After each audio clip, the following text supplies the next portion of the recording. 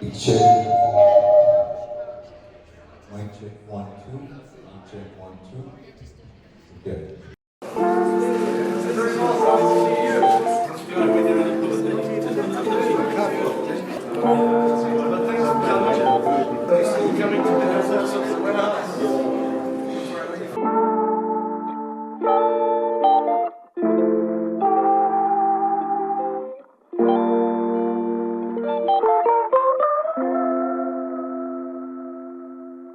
So I'm very happy to introduce Brian. We'll start off by reading a number of poems.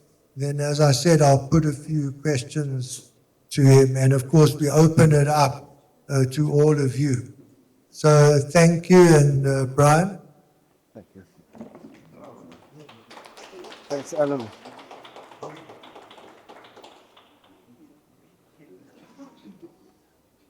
Thank you, Alan. Thanks. I'll just try and find my distance. Is that okay? Can you hear? Okay. Thanks, Alan, and then thanks for our hosts, Asher and Eli from Book Dealers, and our videographers, and you guys for being here. I was asked in a interview that I did recently about things. I write a lot about the Eastern Cape and a lot of landscape. I was asked why. And in my answers, I found myself quoting a poem of Shakespeare's, "My mistress' eyes are nothing like the sun." When I taught this poem at Fort Hare, because I was Fort Hare for many years, I always liked the way it comes down to the end. It says, "My mistress, when she walks, treads on the ground." And I've often felt that that's what speaks to me, the earth, the landscape, and so on. And while preparing poems for this reading, I thought I'd read one for my eldest son, Ian. And I wrote this in the 80s. But it also has that sense of being high up here and coming down to ground. And I hadn't realized that before. So I'll read that to you to kick off. It's just a poem called Devotion. You've taken a natural interest in birds of prey and reverence falcon, martial eagle, and harrier. And I'm glad to see you grow into observance that I pray will lead you on to other things, so that sometimes you will know the shaded world of the white eye, the home call when a bulbul sings, and that you be visited one day while you till your ground by watchful flycatchers, a blessing always to have around. It works also from what Alan was saying, from the martial, the war, to the better side of humanity, tilling the ground. Then my second son,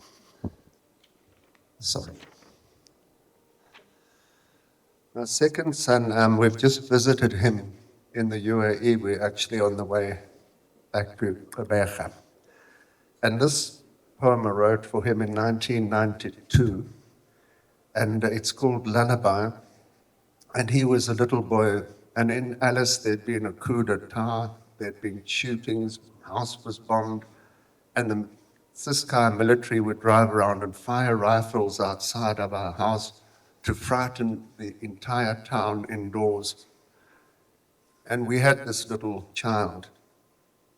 And I'd like to read it because with what Alan was saying, where are we going? What is the world doing? Now, my son's in the Middle East with his own 4-week-old infant. Lullaby, Alice, 1992. Hush, the baby sleeps. Let not the tock, tock, tock of guns downtown wake him, or the knock of the tear gas canister. While the politician speaks and buildings tumble down, we make with prayer a nursery of care, a bubble haven time to rock this infant we have sown into the world that he will reap.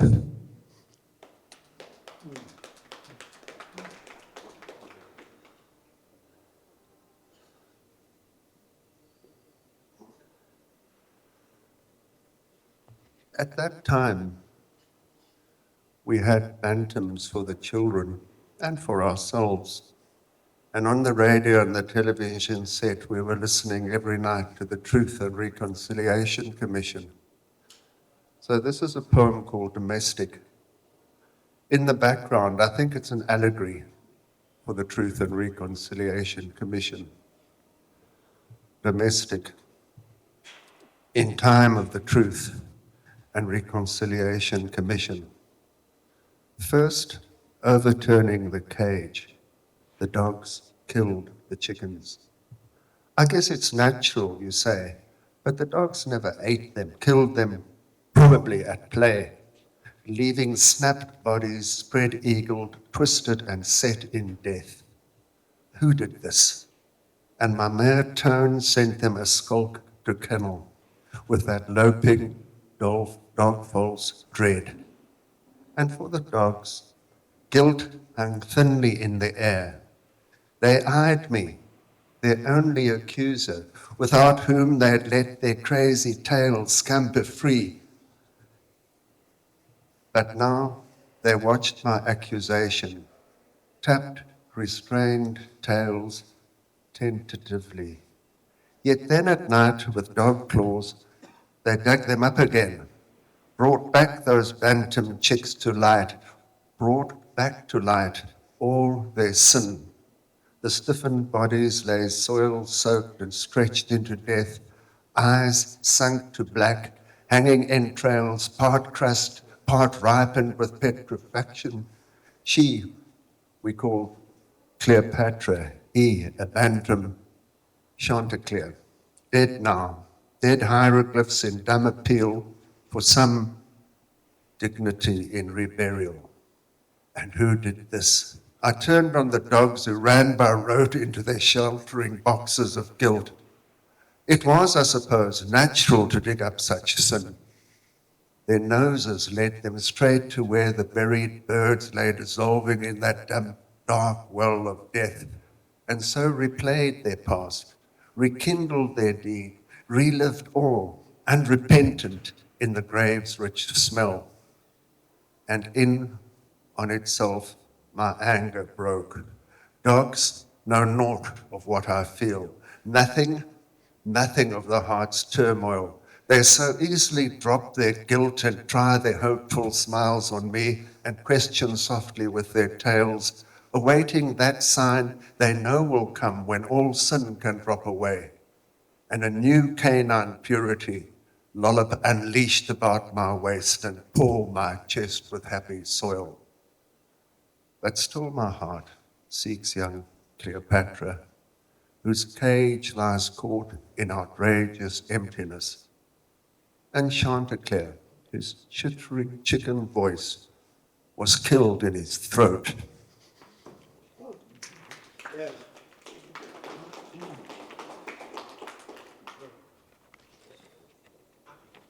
Workman, this is for my father and his great disappointment with me. My father can make catches that work, locks and latches for any door, weighted or sprung and cleverly hidden to admit just those trusted with home secrets. He knows that a job is best done now and well, and must wonder at one who fiddles so, leaves work waiting, will drop all for friends and a beer. Yet he finds no fault. He is kind and he has patience to match. But what does he make of one who winds words and works at tapping away layers of sense, crafting poems as rough-edged as homebrew, who spends hours making his work, his verse, a catch? Now, my father and I went out on a walk to Swartkops because I was thinking about that area. The Swartkops flats, or where Ethel Fugard set Osman and Lena. So we went out there, and I've called this poem Looking Back on a Walk with My Father. In these Swartkops poems, it's a kind of, I've realized reading them again for Alan, it's a kind of trip into an underworld, and that intrigued me because the book Baakens that follows that is deliberately a trip into the underworld. And if you've ever been to the underworld, heaven forbid, you're not supposed to look back if you ever have a chance to leave. Or if you're leaving Sodom and Gomorrah, don't look back, you get turned into a pillar of salt. So this poem is looking back on a walk with my father. With care I chose companion and route, and we walked from the Rod Club across the flats, past the sewage works to where the floodplains lay hurt by pipeline and pumping station. For beneath the mud of Quebec's netherworld of Swartkops, New Brighton, Salt Lake, my verse crawls in its own dark shell, wafts in the smell of salt wind and riverweed, and shrieks in the cry of wader and gull. These are the sedged flats of Fugard and Lena. Once when I came here to watch birds, some women waded 50 yards, shin deep, across the river to sell me prawns for bait. Ek vangie visie, I said, then watched as with muddy skirt held with a free hand to a woman dark shank, she waded slowly wet to where on the far bank she had left a silent companion to wait. There was that in me that went with her as she looked back to see a birdwatcher stand like a fool, binoculars in hand. These salt flats can fix those frail shapes of humanity that we hold most dear, the salt flesh of heart, an underfoot of mud, breath-lapped waters that in their tides wash everything apart. So I stood empty on the sedge field, my prying eyepiece blank in hand, with a vision of a woman ferrying my soul from me, wading to the dead land of her windswept Saturday afternoon. Now let me confess that I wanted to walk here again to fish out that muse of a woman. And of course there's always some catch. I found no living verse on this pilgrimage, but her old memory shone like a bauble, river dark, as we walked from the Rod Club across the mud to the pipelines, then looked back over the flats, out beyond the power station to where men mine their barren salt works. That was thank you, an interesting walk we did, and it reminded me a lot of the young days in Swartkops when we went there with my parents. And this poem is called Persephone. She's the one, the underworld one. Huh? And my brother, he's in hospital tonight. He's just had a heart issue. And I was thinking of him today. And I think of him now as I read this poem. And he said, why did I have to write about this if I wrote about him? Persephone. It was at Swartkops where my brother dropped silently from us into an underworld of darkness. We, left wrapped in the ordinary daylight, could not think straight, for both being and body, busy at childhood play, were drawn into the emptiness of river and sunk away. My mother first broke the spell. Shrieking, panic struck till my father plunged into dark depths down to pull the boy back to living land, back up from the dead waterhole into which he at play in the shallows slipped, stepped and fell. He'd known, he boldly said, he'd drowned, for he most desperately had trodden the fruitless waters of hell. He said afterwards that he'd given up before he was pulled out of the water. But along those flats, there's a poem I wrote called Harpies. The thing about harpies is they're birds partly of vengeance, but they also partly come at you to make you remember the sins you've committed. And when we talk about Gaza and what people will remember, well, this poem is partly about that sort of thing. Harpies, wind-free seagulls with spreads of black-trimmed wings scream their back-of-throat squall so loudly above us and seem so much a sudden part of things that we lift to them our heads and they imaginatively lend our eyes and thoughts their wings. And with those lifting eyes, we see the dark, low hills, Zwartkoppen, that mark this wetland underworld. Now the line that cuts from here, where we stand, out to St. Croix, of the three, the biggest island, will cross the place where those men killed Goniwe and his friends, suffocated their pulse of soul, burnt every clue of personality, per killing to prove the rule of race. Turning around, we see divides lying traced upon the old town hills. That's where South End once lay. That band is White City, that the black, and between the brown. But the croaking seagulls call us back to our walk this day, across the present floodplains, across the mud-flat netherworld, where all living and dead flit together, where all possibilities start in sludge, in prawn-dark germination. Perhaps not all life waits to serve some selfish turn, and the gulls shriek like harpies to help us conserve old faults that we, picking through this mud, may carefully find a kinder way.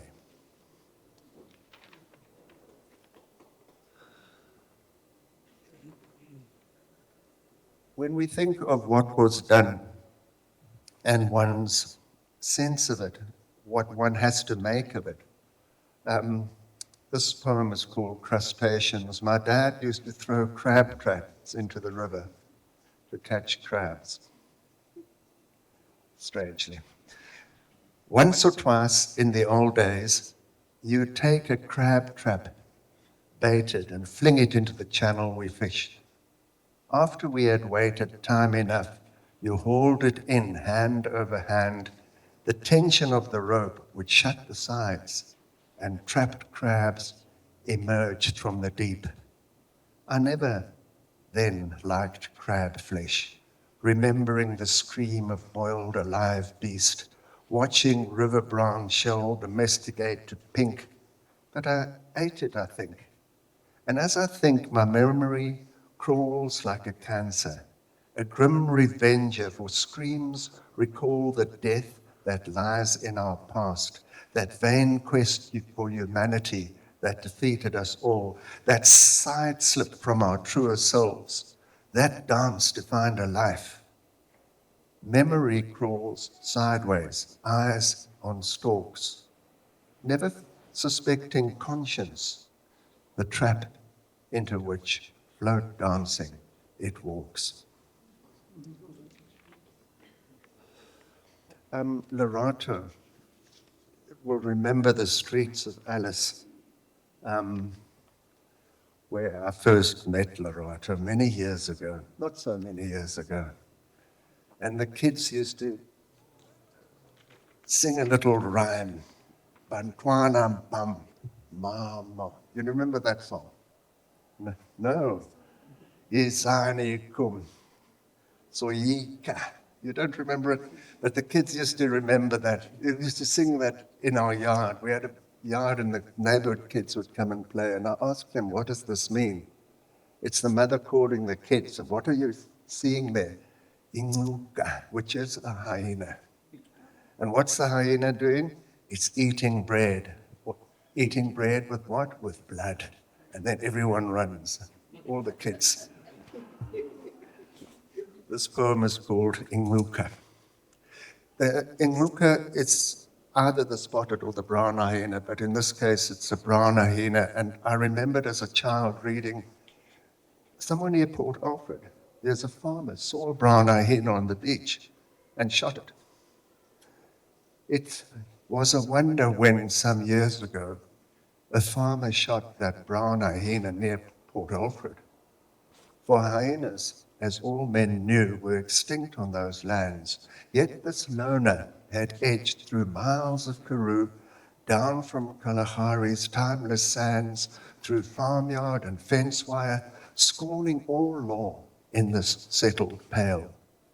And though shot dead, that matted, low-slung beast still mopes in the dim outbreak of my brain, slinking under the wires that order my thoughts, tracking through Karoo dry streams, lurking in dreams, homing towards that settled place in my mind, so that even today in Alice streets, when young girls sing that Inguka, scare children and eat bread with blood, my hackles know that the hyena is home in again, that forlorn shade of Africa, outlawed and killed, ready to tread coasts of consciousness wherever she wills and claim as her land the settled minds of awestruck men.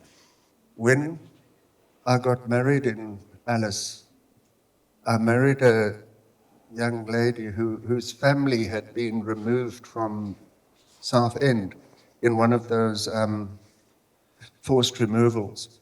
And Southend is on the banks of the Baakens, and it became a part of the story of the poems. Now, I was sitting innocently eating a nachi. There's nothing as unromantic as that. And this poem emerged, eating a nachi. Forget the apple. The pristine fruit of paradise is so clearly the citrus that Botticelli's Primavera shows in nature's allegory there. You'll see evergreen citrus leaves that signify triumph over time. Defying seasons, the trees have chaste white flowers alongside a crop gilt with orange. Now, I break the soft citrus skin, and nachi segments fall to hand with ease, as in the golden age, till you beguile my thoughts. Can't you give me just one housie? Your Southend language, the child talk of your streets, calls me to the old homes and the folk, the flotsam of people drifted in from both sea and land, naturally blend in cultures, their gods laughing like neighbors, till leprous apartheid whiteness tore it all down, house by house. I look at the nachi segment, your sweet housie, and hand it to you. It's a moment paradise, a brief taste of timelessness, a housie of peace in this hard world of men. Thanks very much.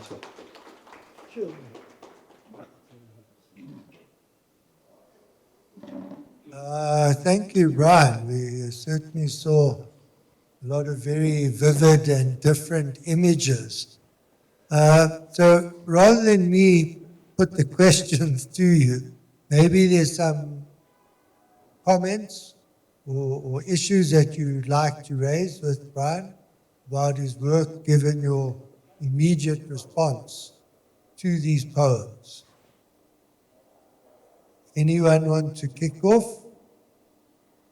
Or should I take the plunge into the Baakens, into the Underworld? Right, let me do that. In reading these two collections, because there are two collections, Tracks and Baakens, but they come together quite seamlessly. There's a great deal of continuity. And bearing in mind that the bulk of these poems were written in the late 70s, and that you were a younger person then, and the figure of your father and your childhood are very powerful. I have these struck, because I also grew up on the coast in Cape Town, and the beaches, and just the sense of water mixing with land was a very potent part of our childhood imagination. Yours was more riverine, mine was more the ocean, the seapoint side.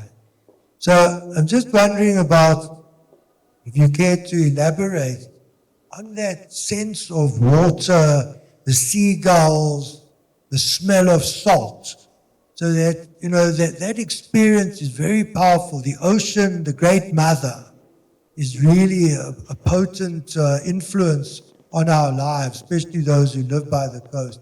The lunar influence, the tides. So maybe if you want to sort of elaborate a bit on that, and has it contributed to a kind of moodiness? I think those of us who grow up on the coast are more sort of subject to mood changes. We're mercurial. Okay, is that a bit over the top, or does that ring a bell for you? Alan had said he would not ask me difficult questions. It's a difficult one for me because the sea is a mystery to me, and it's a kind of fantastic place. And we've got the luxury in Port Elizabeth of being able, from where we live, to drive just a few kilometers and we get to the south coast. Port Elizabeth, a lot of it is in a bay, it's quite sheltered. But on the south coast, you get the wild ocean. And I always think that water goes on till it hits Antarctica. So it's a very elemental place for me, the sea. Athol Fugard is a Port Elizabeth writer, basically, before we went to the Karoo. But he also lived at Schoenmakers Kop, and he has also that sense of the sea. There is if you can see it, you will find Marigolds in August was a book he wrote, but it also is a film that was made. And I have a friend who's doing a biography on Fugard at the moment, so he's very much in my thoughts. But going to that place and looking at the ocean really piques my interest. So the ocean for me is partly a mother figure, and then we emerge from the ocean. But also in Baakens, there's the other sense of water in the river that flows, the river of life, if you like. And in the poem Baakens, what happens is the old seafarers used to stop in Algoa Bay, and they built a beacon at the place where they could get fresh water. And that was why the river was called the Baakens River. And at the beacon, and as I've been reflecting recently, the word beacon is similar to the word beckon, that calls you. So it's a sort of temptation thing in the underworld of the Baakens. And in one of the poems, I speak about the tension between being pulled to the beacon, the almost settler, meaning the rationality, or moving up to the source of the river, the old indigenous. So the river relates also to the water. And right in the middle of the Baakens, when I was a kid, there was a place called the Devil's Pool. Now, water in a river flows. It's an image of time. So I'll read you a short poem in answer to Alan's challenging question. It references Bob Dylan. He sings, you know that song where he sits on this bank of sand, watching the river flow? And that, on this bank of sand in the shady clefts of the old psyche, I look back into the depths of the devil's pool. With memories still as fate, the unplumbed and dusky water is somehow clear under the tree shade.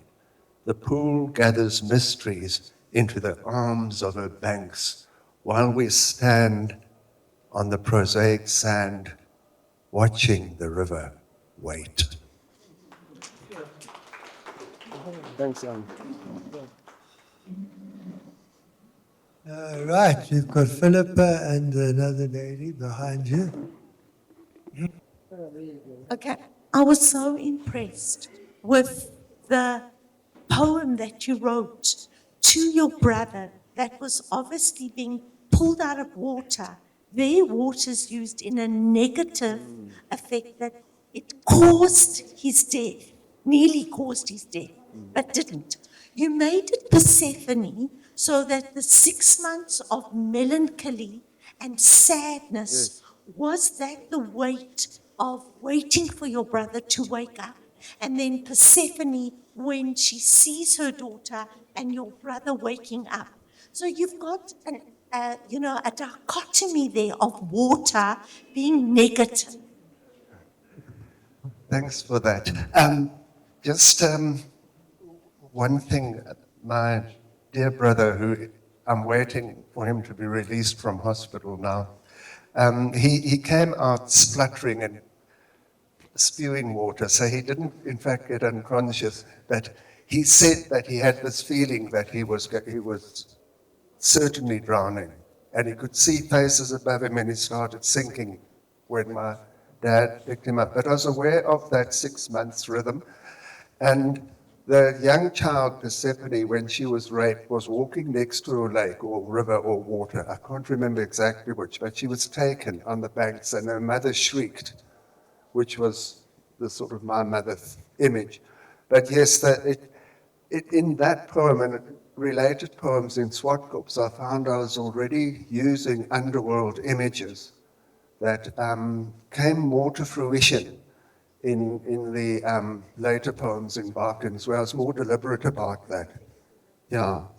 I don't know if that helps you. Thank you. Thank you. Yes, yeah, it looks like you are all Pisceans. Philippa? Well, I think I can project. So congratulations on this beautiful work. I, through some miracle, had the privilege of judging a poetry competition where Brian Walter's work appeared, and he wasn't awarded the award because for different reasons. There were others as well that deserved, but I still was always drawn to your sense of place. And I wonder, and I mourn for on the generations that come, because your writing is so deeply marked with the land and the water and the specificity of place. And I wonder about whether that has also given you a sense of ethics and morals. I don't know, there's something, what do you think the link is between a sense of place and a deep care? There's so much care in your work.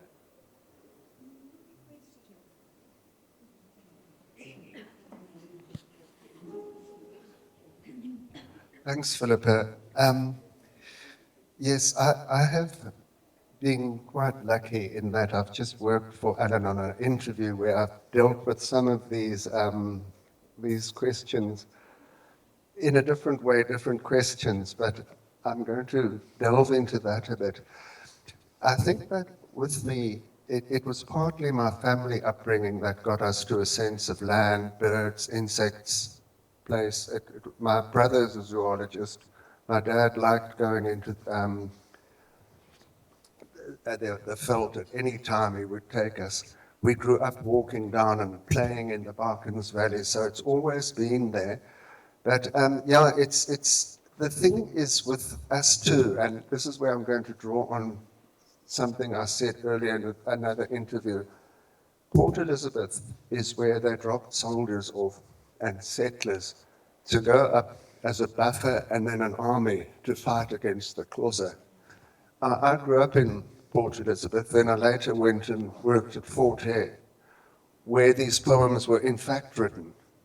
So I had the sense of Port Elizabeth being one thing, and Fort Hare and Alice and the colonial wars and the Xhosa history as being the other side. So that the land always has been very symbolic, and it tells us of our past, it tells us of ourselves, it tells us of our history. And the thing is that I was talking to a young woman the other day. We were traveling out to Hankey to see the Sarah Baartman Memorial. And she is very much a young EFF supporter.